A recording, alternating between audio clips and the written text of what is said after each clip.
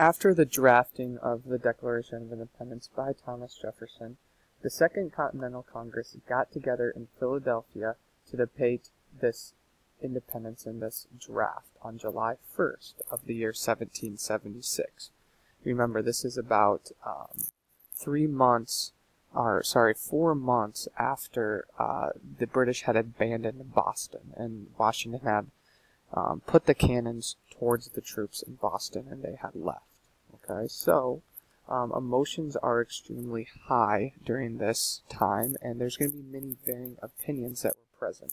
Some people are going to say that they don't want to become independent. People are still going to argue over this, and this is why the Second Continental Congress is getting together, because they know the high importance of this and the ramifications that are going to be put into place if they decide to declare independence, because this is going to mean war. So on the next day, July 2nd, they vote on the Declaration of Independence. And all but one of the 13 colonies voted for independence. New York actually denies to vote at all, and they do not cast a vote. Still, even with this vote and them voting for independence, which is going to be largely debated, as we'll see in the John Adams HBO series with the very, very high tensions, Congress is going to decide before officially passing the Declaration, but they're going to need to revise this a little bit. Okay, so even with, like I said, even with the vote, many are going to want to revise because of the passage Jefferson had written on slavery. This is going to be an important passage that's going to kind of set the tone for the rest of the history that we're going to learn this year.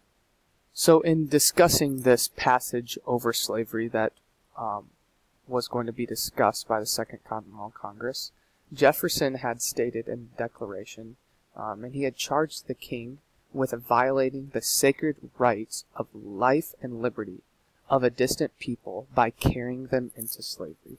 So he was pretty much blaming King George for enslaving Africans, and almost nobody in the colonies liked this passage, especially the Southerners, as the Southerners feared it would lead to demands to free slaves, and they knew that couldn't happen because of the plantations and the large farmland that needed to be farmed, and they needed slaves in order for them to make mass amounts of money.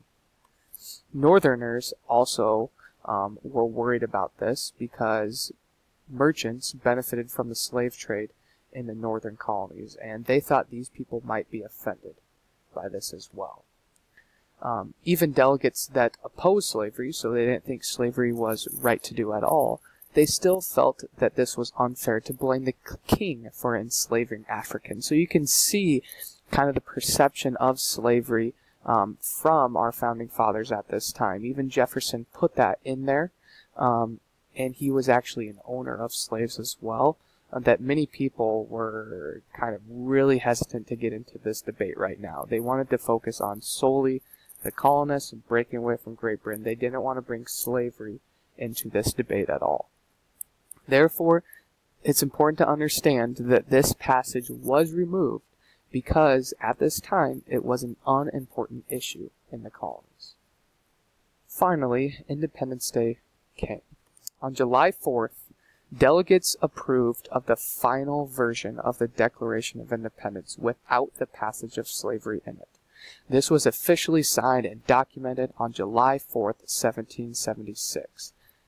Hence Independence Day, July 4th. That is why we celebrate it. To Great Britain, the signing of the Declaration of Independence was an act of treason. So this is really going to be the start of the Revolutionary War, the official document that is going to declare our independence and our willingness to fight and die for that right.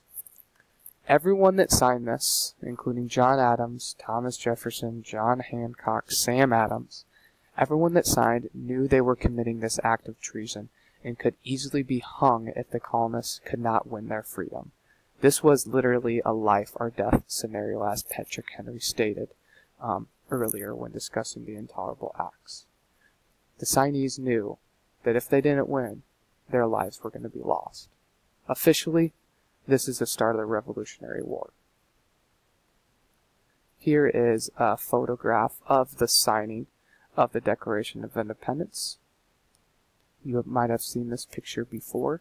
These are all the delegates here in the back, and these are the writers right here. And you may have seen these famous signatures, hence John Hancock up here wrote it in big letters, wanted the king to always know that he agreed with this document. All these people knew their lives were going to be on the line if independence was not won during this war. Such an important decision to declare independence because they knew this was starting a war.